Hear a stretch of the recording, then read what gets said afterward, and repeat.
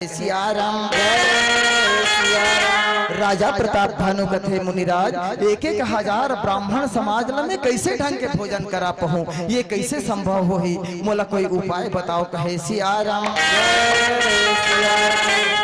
तब मुनिराज कथे राजा महाराज तोला चिंता करे की जरूरत नहीं है, ब्राह्मण मन पर भोजन में बनहूं, सारे सामान के व्यवस्था में करूं, तोला कुछ करे की जरूरत नहीं है। बल्कि आज से 5वां दिन तोर मोर मुलाकात हुई। आज से 5वां दिन जब मैं तोर पुरोहित के रूप में तोर महल में पहुंचू ना, तब ते समझ जाबे मुनिराज ब्राह्मण मन पर भोजन बनाए बरा है, और ते ब्राह्मण मन ला निमंत्रण दे बर चले जाबे।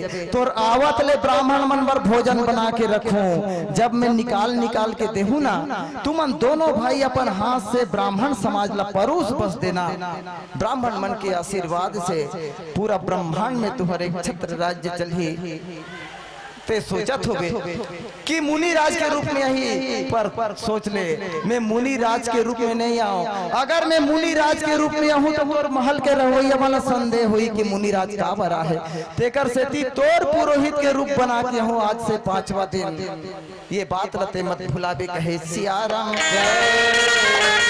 बल्कि चल ते सुबह से निकले रहे हो कथसना, दिन भर में ते बहुत थक गए, चल मोर कुटिया में विश्राम करबे। ते नींद में रहे तब अपन माया से तोर महल में छोड़वा दूं। बल्कि 5वां दिन के बाद ला मत भुलाबे। कहे सिया राम। श्रोता समाज हो, वो मायावी रहा है मुनिराज, पल पल में रूप बदल रहा है राजा प्रताप भानु से बदला लेबर। और आज छल करते हुए राजा प्रताप भानु से बदला लेबर प्रताप भानु ला अपन महल में ले जाते, अपन कुटिया में ले जाते, नींद में रहते तब बोला अपन माया से राजा प्रताप भानु के महल में छोड़वा देते। और ठीक 5वां दिन राजा प्रताप भानु के पुरोहित ला जंगल में ले जाके खोह में छुपा देते, और वही पुरोहित के रूप बना के 5वां दिन मुनिराज रहे राजा प्रताप भानु के महल में पहुंच जाते। जब देखते राजा प्रताप भानु यही मुनिराज हरे, ब्राह्मण मन पर भोजन बनाए बरा है, अब मोला ब्राह्मण समाज ला निमंत्रण देवर चलना चाहिए। ऐसे सोच के राजा प्रताप भानु ब्राह्मण मन ला निमंत्रण देवर चले जाते। सिया राम। जय सिया राम। और ये डहर पुरोहित रहा ब्राह्मण मन पर नाना प्रकार के भोजन बनावत रथे, जेकर जानकारी राजा प्रताप भानु ला नहीं रहे कि ब्राह्मण मन पर भोजन में का बनत है। वो तो मुनिराज के ऊपर भरोसा करे रहे, और ब्राह्मण मतलब ब्राह्मण भोजन करे बर निमंत्रण दे बर चले गए रहे। सिया राम। सिया राम। सिया राम। सिया राम।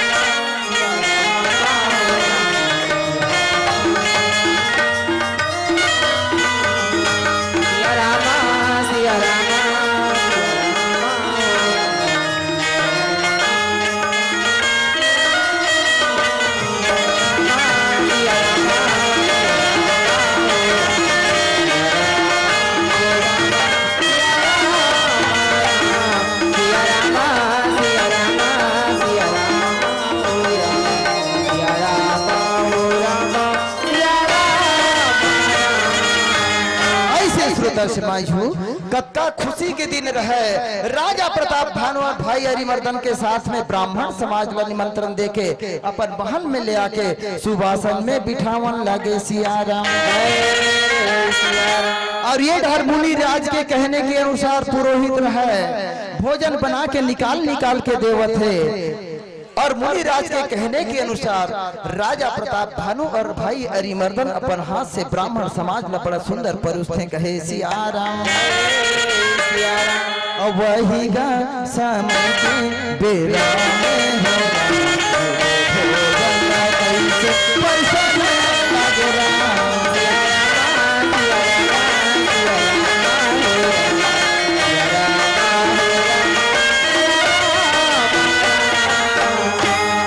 श्रोता समाज हूँ।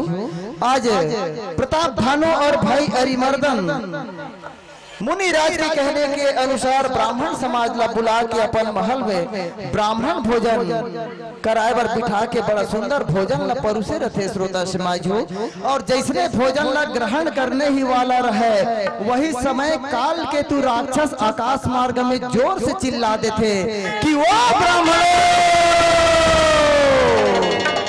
ये भोजन तुम्हार ग्रहण करे के लायक नहीं है। ये भोजन में कई प्रकार के जीव जंतु मन के मांस मिले हैं, ब्राह्मण मन के मांस मिले हैं। ऐसा मांस के भोजन ला खिलाए बर राजा प्रताप भानु तुमल्ला अपन महल में बुला है। ये भोजन तुमन ग्रहण मत करो कहे सिया राम। आश्चर्य के साथ में ब्राह्मण मन खड़े हो जाते कहते हे भगवान आज हमारे साथ में बहुत बड़े अन्याय हुआ थे, आज हमार धर्म ला नष्ट करे बर जाते। ऐसे सोच के प्रताप भानु राजा कहते राजा महाराज धिक्कार है तो चक्रवर्ती राजा कहते आज सारे ब्राह्मण समाज ला अपन महल में बुला के ब्राह्मण भोज में हमल ते बुला के मांस के भोजन हमला खिलाए पर जात है ना। हमारे साथ से जैसे अत्याचार करे राजा महाराज हम तो श्राप देते हैं अगले जन्म में तुम कुल सहित राक्षस कुल में जन्म लेबर श्राप दे दिन। तब परम पिता परमात्मा आकाशवाणी में गर्जना करते कि ओ ब्राह्मणों आज राजा प्रताप भानु ला अटका बड़े श्राप दे के तुमन गलती करे हो। राजा प्रताप भानु के कोई दोष नहीं है, दोष तो भोजन बनाने वाला के है। अरे राजा प्रताप भानु ला तो पता भी नहीं है कि ब्राह्मण मन पर भोजन में का बने है। बोला तो बदले की भावना से धोखा दे के ब्राह्मण समाज ला परुसाए के है। जिन ला तुमन बिना सोचे बिचारे अटका बड़े श्राप दे के गलती करे हो कहे सिया राम। आकाशवाणी के गर्जना सुन के ब्राह्मण मन कथे हे भगवान आज हमारे साथ में बहुत बड़े भूल हो गए। हम बिना सोचे बिचारे अनजाने में राजा महाराज लात का बड़े श्राप के दे के हमन गलती करे हैं। मुंह से निकले हुए वाणी वापस तो नहीं जाए, फिर भी हम राजा महाराज से क्षमा मांग लेते कहे सिया राम। तब राजा महाराज ने कथे राजा महाराज हमार गलती ला आप क्षमा करो, हमार अपराध ला आप क्षमा करो। बिना सोचे बिचारे आज आप ला अतका बड़े श्राप दे के हमन गलती करे हैं, हमार गलती ला आप क्षमा करो कहे सिया राम। तब राजा प्रताप भानु वो जगह जाके देखते जिन जगह पुरोहित भोजन बनावत रहते, ना तो पुरोहित रहे ना भोजन बनाए के कोई सामान रहे ना बर्तन रहे। राजा प्रताप भानु समझ जाते ये सब मुनि राज के करधर है। हे भगवान कहाँ कहाँ में शिकार करे बर गए हो, अब वो बरहा के चक्कर में आके वो बहिरुपिया के पीछे पड़ गए हो। हे भगवान आज में बहिरुपिया के कहने के कारण ब्राह्मण समाज ला अपन महल में बुला के मांस के भोजन ला अपन हाथ से परुस के पाप के भागी बन गए भगवान, जेकर कारण आज ब्राह्मण मन के श्राप मोला मिल गए। हे भगवान कहाँ कहाँ आज में शिकार करे बर गए, ना मैं शिकार करे बर जाते हो ना मोला बरहा मिलती ना वो मुनि राज मिलती, जेकर कहना मान के आज अतका बड़े रचना रच के मैं पाप के भागी बन गए भगवान। अब मोला राक्षस कुल में जन्म लेना पड़ी। ऐसे राजा प्रताप भानु बहुत पश्चाताप करत रहे सिया राम। अब ही ब्राह्मण मन के श्राप के कारण राजा प्रताप भानु अगले जन्म में रावण के रूप में जन्म लेते। यही ब्राह्मण मन के श्राप के कारण भाई अरिमर्दन कुंभकर्ण के रूप में जन्म लेते। मंत्री रहे धर्म रुचि नाम के मंत्री जे नीति के बात राजा प्रताप भानु ला बताए करे, ऐसा धर्म रुचि मंत्री विभीषण के रूप में जन्म लेते सिया राम। राजा प्रताप भानु रहे बहुत पश्चाताप करत रहे श्रोता समाज हो। आज राजा प्रताप भानु अनैतिक लोभ के कारण राक्षस कुल में वाला जन्म लेना पड़ गए श्रोता समाज हो। लालच और लोभ हमेशा दुखदाई होते। आज अनैतिक लोभ के कारण राजा प्रताप भानु के पास में का चीज के कमी रही बताओ ना। जतका राजा रही सब राजा महाराजा मल्ला रणस्थल में धराशायी कटरी से को राजा मन होकर साथ में लड़ नहीं सके, फिर भी राजा प्रताप भानु मुनि राज के वश में आके वो लोभ हो जाते। और लोभ के कारण आज राजा प्रताप भानु ला राक्षस कुल में जन्म लेना पड़ जाते श्रोता समाज हो। ये लोग हमेशा दुखदाई होते, बिना सोचे विचारे कोई भी काम नहीं करना चाहिए। ये हमार ये कथा के सारांश और उद्देश्य है। आप सबला में बहुत बार धन्यवाद देवत हूँ। अपन बीच में बुला के प्यार देहो, स्नेह देहो, सम्मान देहो, मोहब्बत करे हो तेगर बर ज्ञान गुंजन राम धुनी मंडली के लइका मंडले आप सबके श्री चरणला कोटि कोटि प्रणाम करत हमर मन की कथा यही करा विराम हुआ थे। सियाराम और रामे रमैया रामे कहो सियाराम। तुहर मन के मोल बड़ सुरत ही हमार दाई मन, हमार बहिनी मन, हमार साथ में रही के हमारा उत्साह वर्धन करत रही है, हमार साथ में रही के हमार उत्साह वर्धन करत रही, हमार बाबा मन हमार साथ में रही ने। ऐसे कही के तुहर मन के मोल बड़ सुरत ही और तहु मन हमार मन के सुरता ला राखे रहू। सियाराम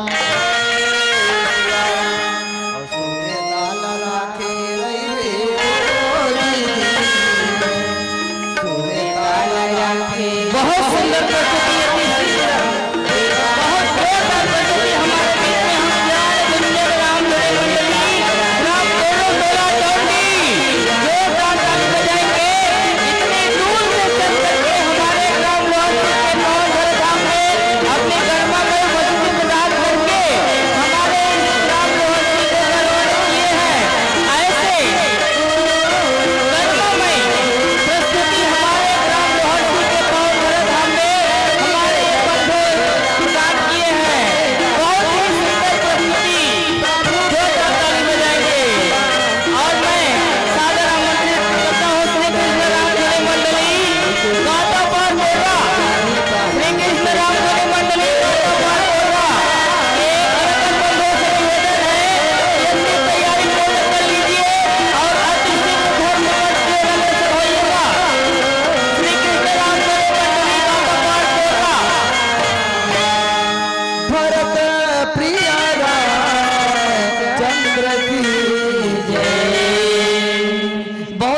प्रस्तुति मैं निवेदन करना चाहूंगा व्याख्याकार बंधु से कि ये अखंड रामधुनी है, राम नाम का जाप करते रहिएगा। हाँ, बहुत ही सुंदर प्रस्तुति ज्ञान गुंजन रामधुनी मंडली ग्राम कुरुटोला डोंडी इतने दूर से चल करके हमारे ग्राम लोहरसी के पावन धरा धाम में अपनी गरिमा में उपस्थिति प्रदान करके यथा नाम तथा गुण ज्ञान गुंजन रामधुनी मंडली आज अपने नाम के अनुसार परम आदरणीय व्याख्याकार महोदय भैया श्री पंडित शशिकांत शर्मा जी वास्तविक में ज्ञान के बाद हमारे इस ग्राम लोहरसी के पावन धरा धाम में अपने कला के माध्यम से हम सबके हृदय में समा करके निश्चय ही हमारे इस ग्राम को गौरवान्वित किए हैं। ऐसे इतनी दूर से चल करके हमारे ग्राम लोहरसी के पावन धरा धाम तक के पहुंचे हैं। ऐसे हमारे बीच में कलाकार बंधु जो कि अविरल ही मिलते हैं, पता नहीं इतनी दूर से। हाँ ठीक है। हाँ, मैं निवेदन करना चाहूंगा एक बार जोरदार ताली बजाएंगे हमारे इन भाइयों के लिए जो इतने दूर से चल करके हमारे गांव में हमें गौरवान्वित करने के लिए पहुंचे हैं। बहुत ही सुंदर प्रस्तुति परम आदरणीय भैया श्री पंडित शशिकांत शर्मा जी। एक बार इससे पहले मैं निवेदन कर दूं, श्री कृष्ण राम धुनी मंडली ग्राम गातापार कोर्रा। हाँ, निवेदन है संतों, राम नाम का जाप होते रहिएगा, अखंड राम धुनी है। हाँ, श्री कृष्ण राम धुनी गातापार कोर्रा कलाकार बंधुओं से निवेदन है हमारे इस धर्म मंच की ओर अग्रसर हो जाइएगा। और मैं निवेदन करना चाहूंगा जिस सम्मान के साथ में हमने अपने इन कलाकार बंधुओं को यह धर्म मंच प्रदान किए थे, उसी सम्मान के साथ में हम इन्हें सादर विदाई प्रदान करना चाहेंगे। और सादर विदाई के लिए सादर आमंत्रित हैं श्री मन्नूलाल जी साहू एवं श्री चिंताराम जी साहू, भवन निर्माण ठेकेदार श्री चिंताराम जी साहू। आप दोनों महोदयों से निवेदन है आप लोग आइएगा। हाँ हमारे बीच में मंचस्थ मंडली है ज्ञान गुंजन राम धनी मंडली कुरुटोला डोंडी।